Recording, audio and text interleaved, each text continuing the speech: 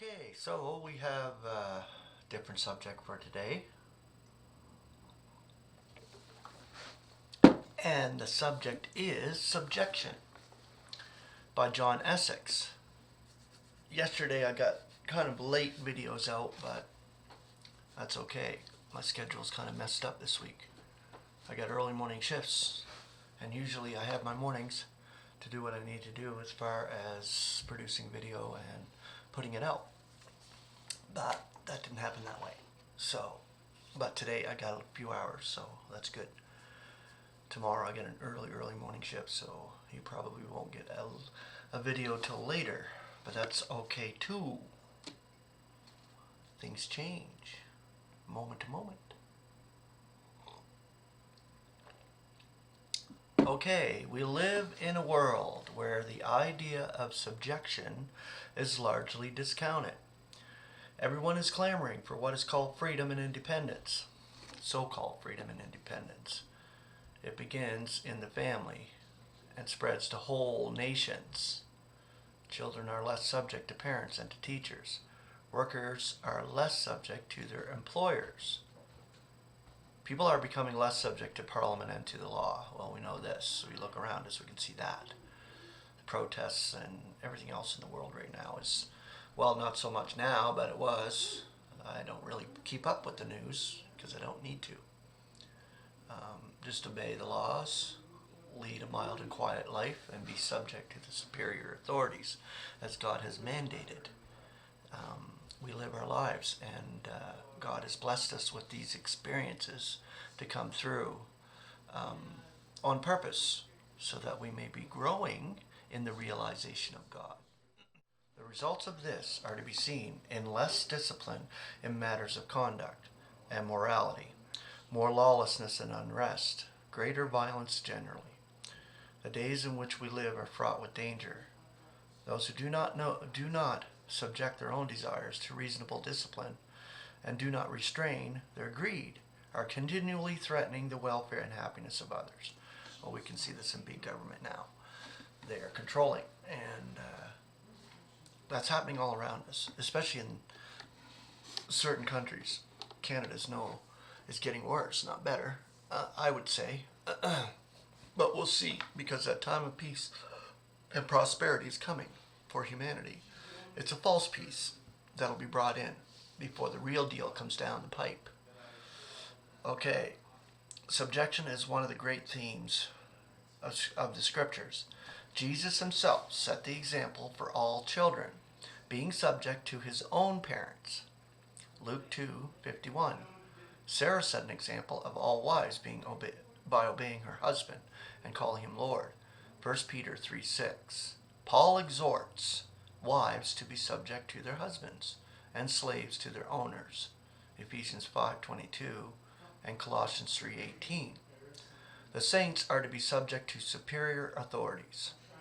Romans 13:1 and 5. There's nothing degrading of being subject to the right parties, namely those whom God has placed in authority over us. Rather, we should obey them and give them service as unto the Lord, to whom all will eventually be made subject. 1 Corinthians 15:27 and 28.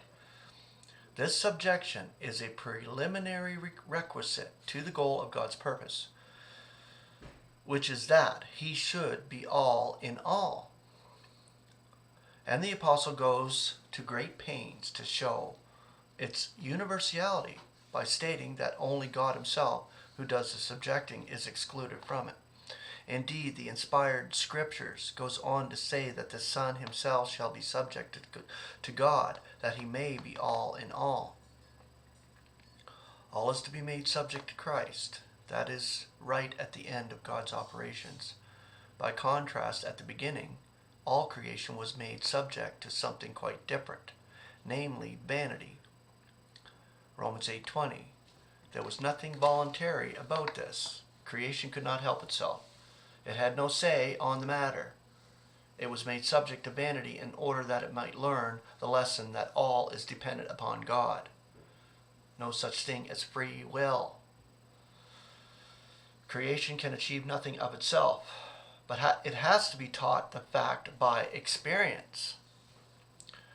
For this reason it was made subject to vanity, that is, its affairs came to nothing. But this is not a matter for despair. It is within God's purpose that the creation is made subject to vanity in expectation. See, there's the word expectation again. So the whole creation is groaning together until now. They're groaning,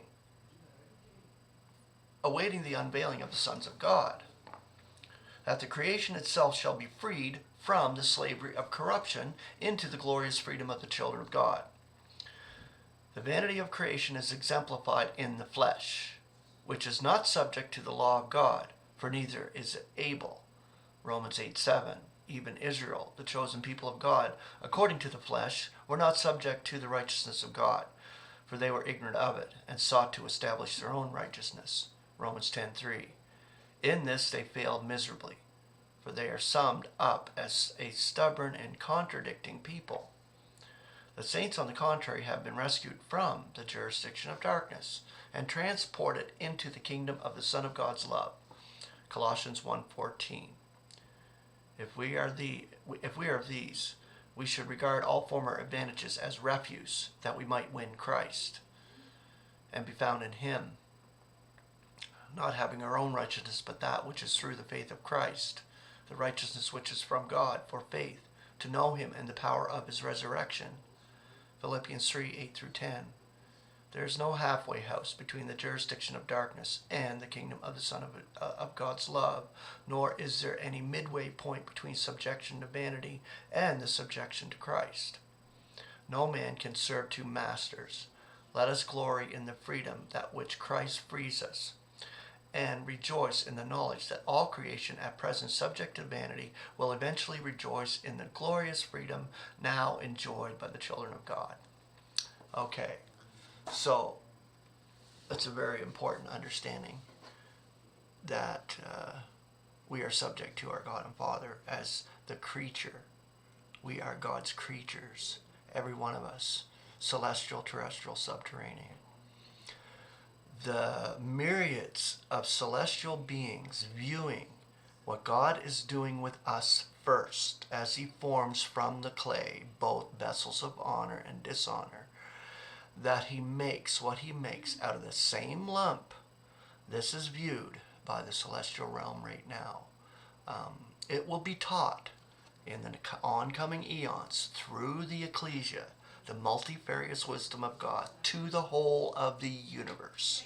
And it's a beautiful blessing to be chosen before the disruption, called during this lifetime to be set up as we are, vessels of honor in Christ.